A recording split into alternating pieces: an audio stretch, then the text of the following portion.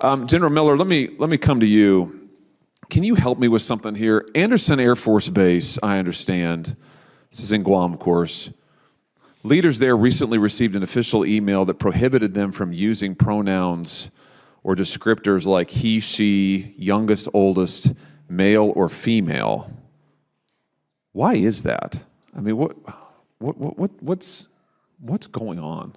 Senator Hawley, thank you for that question. Actually, that is, we've been talking a lot about that because it was an email, from my understanding, that went out locally from one of the commanders there, and I don't remember at what level. I don't know if it was a group commander or the wing commander there. I believe that it was a Facebook post that went out based on a question. It is not the Air Force policy to not use pronouns. And so I think it was a social media, exacerbated by individuals that said that they were directed for that. Okay, good. Well, I think that's progress. So you're saying, I'm looking at a news article here published August 31, 2022, saying that PACAF has sent this letter around. Leaders of the base are instructed, do not use pronouns, age, race, etc. And they go on. The unauthorized examples of unauthorized language are male, female, youngest, oldest, he, she. But you're saying that was not an official communication. That has not been a direct. All right, we just watched Senator Josh Hawley absolutely press military leadership over the housing conditions at Fort Leonard Wood. And honestly, I think a lot of people are going to agree with where he's coming from here. What stood out to me is that this didn't sound fake or scripted. Hawley kept bringing up the fact that he actually went there himself, walked through the homes, talked to military families, and saw the mold and poor conditions with his own eyes. That makes a huge difference. A lot of politicians love saying they support the troops, but this is the kind of issue that actually affects military families every single day. And you could tell he's frustrated because he feels like nothing is changing. Then later, when he questioned officials about that controversy at Anderson Air Force Base, he was basically asking the same thing a lot of regular Americans are asking. What exactly are the priorities right now? So after watching the full hearing, I've definitely got some thoughts on this whole situation. But before we get into it, hit the like button, subscribe to the channel, and drop your thoughts in the comments because this one is definitely going to spark debate. Thank you very much to the ranking member, and thank you, Madam Chair. And thanks to the witnesses for being here. General Stitt, let me talk with you. Let me start with you if I could.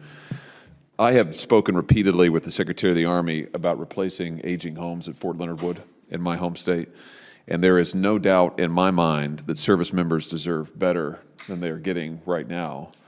I was just there a few weeks ago. I toured the homes myself. I spoke to residents. I spoke to spouses. I spoke to children who lived in the homes. These homes need to be replaced. What concerns me is the Army doesn't seem to have a plan to replace this aging housing stock. So let me just ask you this. In your opinion, how does the availability or maybe lack of availability of quality military housing for service members and their families affect recruiting and retention? Senator Hawley, good afternoon. The Army takes the care and quality of life of all of our service members and their families very seriously. So we are making and committed to investing in our housing within not just that, but within our daycare centers, child care, offering opportunities, expanding beyond that for spousal employment, to put kind of a whole package on the table to ensure that our facilities and our care and commitment towards family members is first class. You say a whole package. When will we be seeing this package? Senator, we continue to work on it, and I can take that question for the record, please. Well, that's fine. I mean, but let me just say again, for the record, I've said this in the full committee. I'll say it again here, that I think we're past the point of continuing to kick this down the road. I mean, this is a problem now. Frankly, at Fort Leonard Wood, it was a problem a decade ago. But listen, I've been there. I mean, I've seen it myself. I've talked to the service members myself. I've been in their houses. I've been in their kitchens. I've looked at their bathrooms where there's mold growing. I've seen that they don't have places for their kids. I've seen the substandard living conditions, and it just isn't acceptable, General. You know what? I promised those service members that I'd be a royal pain in the you-know-what until something changed. So I'm keeping that commitment. and I'm going to continue it until something changes. And frankly, I've heard this now it's going on 2 years. I've only been in the Senate 3, but I've heard it continuously that, well, we'll get to it, we'll get to it, we'll get to it. Well, at Fort Leonard Wood, we haven't gotten to it. And I bet, if we went around the table here, I bet that the other members of the subcommittee would have the same situation in their state. So I'll give you the question for the record, but I just want to put on notice again, and you can take this back, that I want to see some progress on this, and I want to see it soon. And what I don't want to see are any more commitments from the Army that they're going to spend X number of dollars. This happened last year. We're going to commit X number of dollars to Fort Leonard Wood, and then as it turns out, $0 were spent on housing. I'm still ticked off about that. And I don't want to see it happen again, and I want to see progress made. So that's my piece. I think you understand where I'm coming from. General Miller, let me come to you. Can you help me with something here? Anderson Air Force Base, I understand. This is in Guam, of course.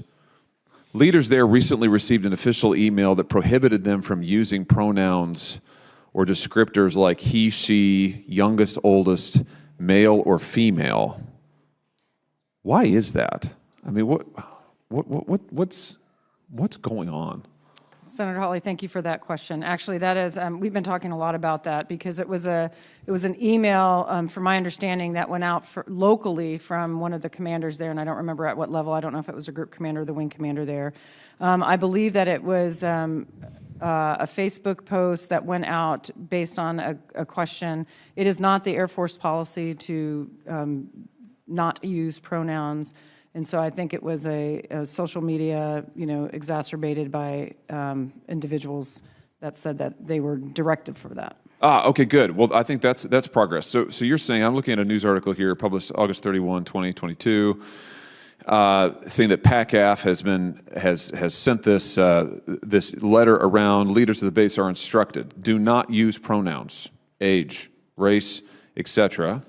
And they go on. The unauthorized examples of unauthorized language are male, female, youngest, oldest, he, she. But you're saying that that was not an official communication. That has not been a directive. That is not an official communication from the HAF. Correct. Okay. And so your position to me is today that is not policy, and that they have not been so instructed. That is correct. This is a social media policy kerfuffle. I mean, this is not real. It's not happening. I don't know if it's not happening, but it is not an official policy from the Department of the Air Force. Okay. I ask because part of the way it's been reported is that the rationale is to help with lethality and also recruiting. And it was curious as heck how not using he, she can help with lethality and how it's helping with recruiting. But I take your word for it that this is not policy, and that satisfies me. So thank you. Thank you, Madam Chair. After watching the full exchange, I honestly think Josh Hawley was one of the few people in that room who sounded genuinely angry for military families. The biggest thing for me was when he said this problem has been going on for years. Not months. Years. And according to him, officials just keep saying, we're working on it. At some point, people stop believing that. When Hawley talked about seeing mold in bathrooms and hearing directly from spouses and children living in those homes, that hit hard. These are military families. They should not be living in conditions like that. And I think he made a strong point about recruiting too. Leaders keep wondering why recruiting numbers are struggling, but quality of life matters. If families are living in bad housing, people notice that. What I respected most was that Hawley kept pushing for actual answers. The officials kept talking about plans and commitments, but he kept bringing the conversation back to results. Basically saying, okay, but when are we actually going to see change? Then the second part about the pronoun controversy was interesting because he approached it the same way. He wanted a straight answer. Is this really happening or not? And the Air Force official quickly clarified that it was not official policy. I think Hawley's bigger point was about priorities. A lot of Americans look at situations like military housing and wonder why basic problems still are not fixed. Whether people agree with him politically or not, I think most viewers can understand the frustration he was expressing. Overall, Hawley came across prepared, direct, and genuinely frustrated with the lack of progress. And honestly, that's probably why this clip is getting so much attention online.